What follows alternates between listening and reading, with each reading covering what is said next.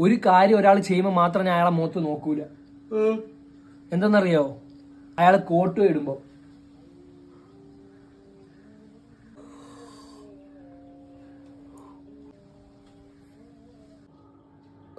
അതെന്തളിയാ നീ നോക്കാത്ത?